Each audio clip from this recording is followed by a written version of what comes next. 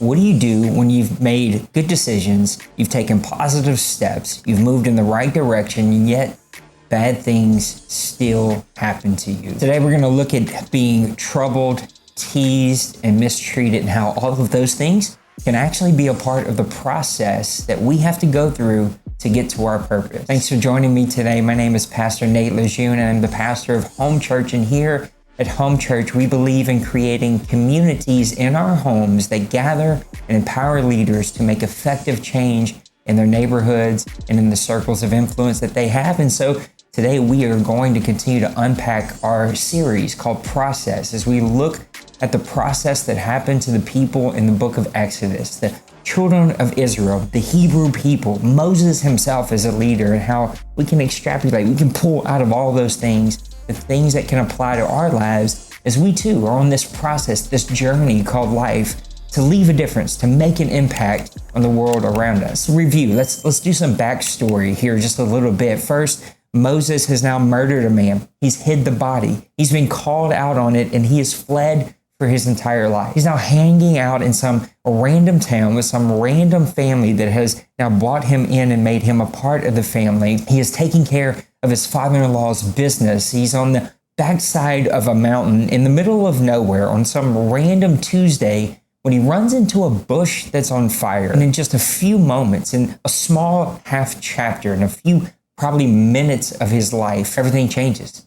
The story completely and radically changes. He is changing his identity, he is changing his purpose, he is changing his destiny and the direction of his life as God calls him out and tells him exactly what he has called him to go off and do. And this is where we pick it up. It is an amazing story, but we're going to read Exodus chapter 4, verse 18, all the way through chapter 6, verse 13. And out of this, we're going to get this first part of the story, part of the story where everything turns for the worse. Moses has now got his new identity, his new purpose, and everything goes haywire. Does that ever happen to you? What do you do when everything goes haywire? That's what we're going to talk about today. So Moses goes back to his father-in-law and he tells him, hey, listen, God has called me. I need to go back to my family. Give me my family. Jethro lets him go. And I think we got to pause right there because that is an important piece to this first little part of the story. You have to make a decision. You have to make a decision and get moving in the right direction. You're never going to end up where you don't start moving towards. You're never going to be the CEO of a company if you don't go get a job. You're never going to marry unless you go start dating. You're never going to make $1 million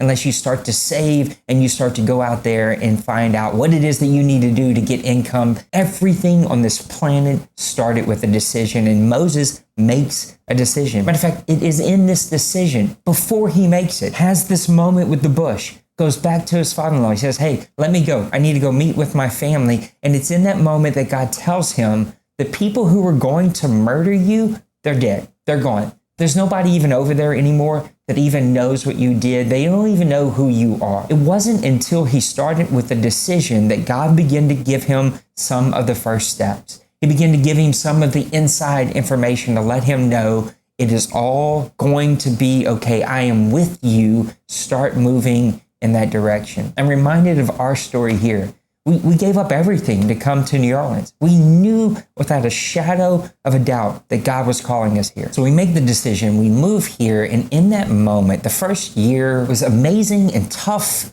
and like walking in something new and fresh and exciting, and yet the hardest thing that we had ever done in our lives, and it wasn't working out. We knew that we needed to go a different direction than the community that we were coming to be a part of. And we had a meeting.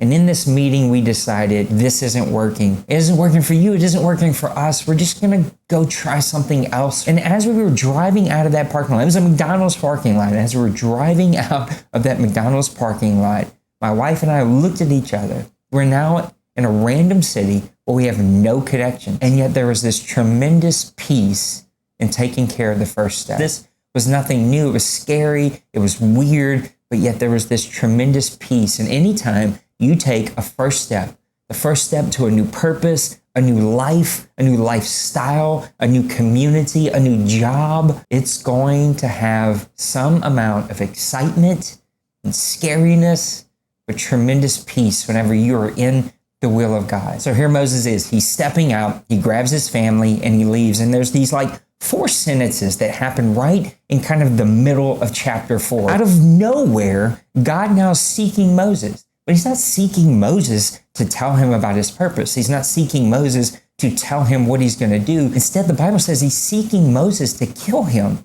because Moses had not followed through on his side of the dedication for the promise. You see, there was this promise made, a covenant, it's called in the Bible, a promise made between God and his people that they had to do a sign. The men had to do a sign. Circumcision, it's gross, but it's in the Bible. It's part of life. Whatever it is, it is. If you're in the medical field, it doesn't bother you. I'm not in the medical field. It bothers me. I don't like to say that word. But they had to do it, and Moses had not yet done that. After a son was born, 8 days after, they were supposed to have this ritual that makes them a part of the promise, and Moses had not done that, so God was seeking to kill him. And any good man can attest, your wife always has your back. She's usually the smarter of the two in a lot of the situations. Moses' wife had his back. She takes care of the covenant. It's gross. She throws it at Moses' feet and calls him a bridegroom of blood. Just saying, like, you should have taken care of this, but because you didn't, I had to take care of it. And this is a gross situation, but now we are all safe. Part of the process of pursuing our purpose, our destiny, our calling, the thing that we are put on this planet to do, the fingerprint we want to leave on this planet, is surrounding ourselves with good people. People that we know have our back. People that we know will surround us. This is why God gave us the church. The church is such a powerful entity because it is a community of believers with the same core values and system who will walk this out with you. That when you need a friend, we'll be a friend. That when you need support, we'll be there to support you. When you need money, we'll be there to give you money. But when you need food, we'll give you food, shelter, whatever it is that you need. God gives us the church, a community of believers to be that for us. My people were Tiffany and David and Alina, his wife, and their whole family, but their sons are like 12 and 13. So it's, whatever. Listen, let's not get sidetracked here. In the middle of all of everything, every crazy decision that I felt like God was trying to push us towards, asking me to do in my own calling and my own purpose, she has been a part of every single crazy step. My friend David Daigle and his wife Alina Daigle, the Daigles who pastor in Tulsa, Oklahoma, they have been there for like 20 years, it feels like. And they have walked through every single terrible situation and bad decision and terrible turn in our lives. It is so important. It should be a small circle, but to have some circle of people that completely and wholeheartedly have your back. And ultimately, you have to trust someone. You got to trust somebody in your life that will have your back, that will be there to support you, that will walk this out with you. And part of our process is having people that have our back. We start to walk into chapter 5 and Moses' story progresses. He's excited. He goes and tells Aaron, his brother, what God has done. He shows him, he's throwing down the rod. It's becoming a snake. He's snatching it up. He's pulling his hand out. It's full of disease. He's putting it back in. He's David blaming it up. Aaron is impressed. Aaron also hears from God. They go and they gather all of the leaders of Israel. They begin to show them and tell them everything that God has told them. He shares the name. The first time that his actual name is shared, he's exposing a new piece of who God is to them, and they're all in. They're like, yeah, you're the one. You're the dude. Let's go. Let's do this.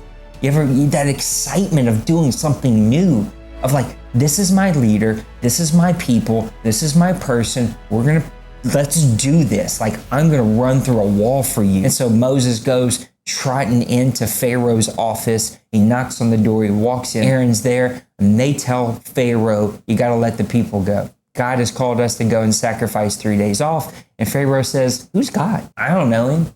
Why am I supposed to worry about this? Matter of fact, what you're doing is you're stopping the work that's supposed to be happening right now. You're lazy. You need to get back to work and get up out my face. Pharaoh declares a new decree, but we're going to make them harder slaves. We're going to stop giving them the materials that they need to make brick, but we're going to keep their quota the same. And when they don't hit the quota, I want you to beat them. I want you to mistreat them. I'm going to make fun of Moses and Aaron and say, hey, you're supposed to be slaves too. Get back to work. These people are lazy. That's why they're saying about this God fella. That's why they're talking about going out and doing some sacrifices to him. Now I want you to go ahead and make life harder for them. They start getting whipped and beat. And what do? The guy that they were ready to run through a brick wall for, no pun intended, the guy that they were ready to support, he was their guy. He was their leader. He was the guy that was going to deliver them. They're not turning on him. They're like, what are you doing? You're making a stench in front of Pharaoh. Like, he hates us. He's making our job harder because of you. What? Leave us alone. Like, are you trying to kill us right now? Wait a second. 3 verses earlier, you were like, yeah, you're the guy. Go make this happen. Get us delivered. And now you're like, you're not the guy. Now you're making Pharaoh upset and he's trying to kill us out here. Like, leave us alone and just let us be slaves. They even go to Pharaoh and they're like, why are you doing this? And he's like, you're talking about this sacrificing thing. This wasn't the way it was supposed to work. I followed what I was called to do. I took good steps towards my destiny. I'm surrounding myself with good people. I'm doing everything I'm told to do. Whoa, why is this happening? When we first moved here, we were like all in our destiny. We were following our purpose. We knew God had called us to this city. And in that moment, we lost the community that we were coming to be a part of. We were pulled away from the community that we left. We're now living in a small 2-bedroom apartment. I lose my job during Thanksgiving and Christmas. They lay us all off in the worst time that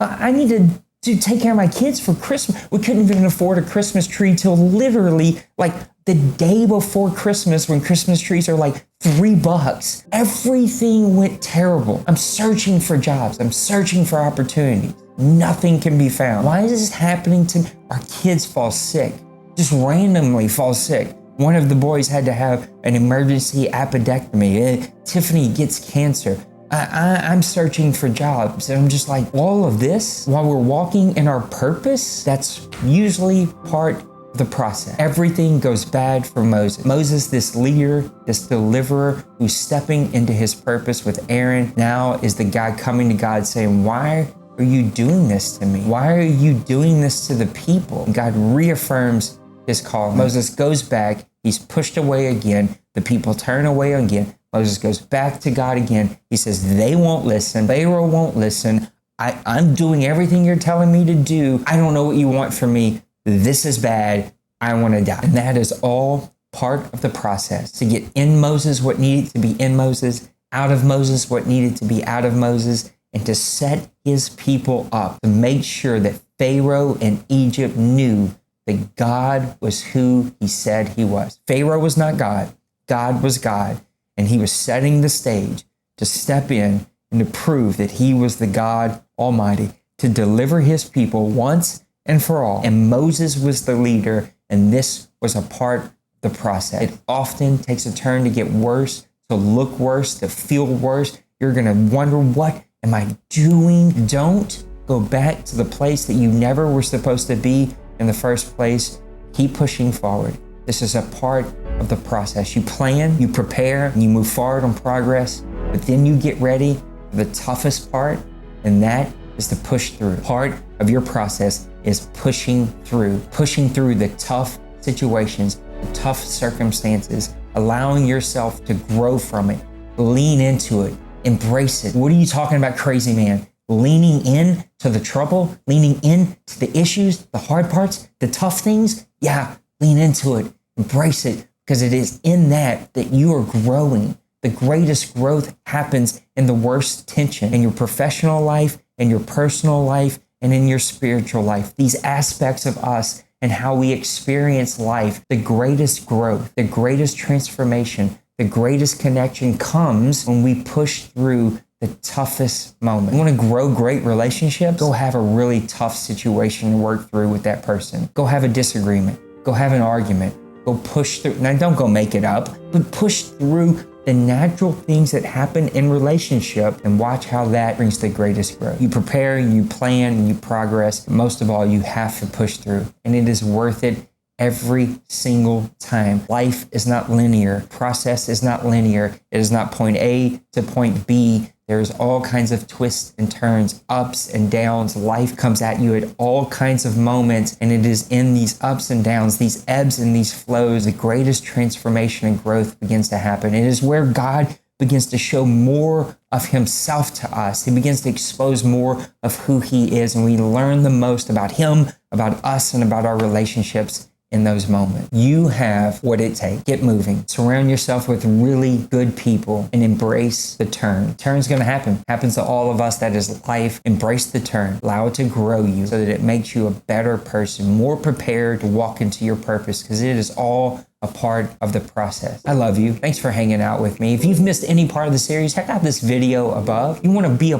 part of the Home Church family? It's easy. Hit the subscribe button. I would love for you to come check out our website to learn more about our values, our beliefs. If you're near New Orleans and Destrehan, here in New Orleans, right outside of New Orleans, we have in-home worship gatherings. It is the biggest one that we have right now. We meet on Wednesday nights. You want to learn more about that. You want to see media. You can do it two ways. You can go to our website, homechurch217.com, or download our app anywhere that you download apps. HomeChurch217. There you can find our latest media. You can find a place to submit a message to us if you want to let us know about your story so that we can walk along and support you, and an in-app messaging group. So you don't even have to share your phone number or have somebody else's phone number. You can message us in the app and somebody will be there to support you. Thank you for hanging out with me today. I love you. You matter. Come be a part of this journey as we continue to grow closer to God together and empower people to effectively change their neighborhoods. Till the next time I see you, God bless. Yeah. Smash that like and subscribe.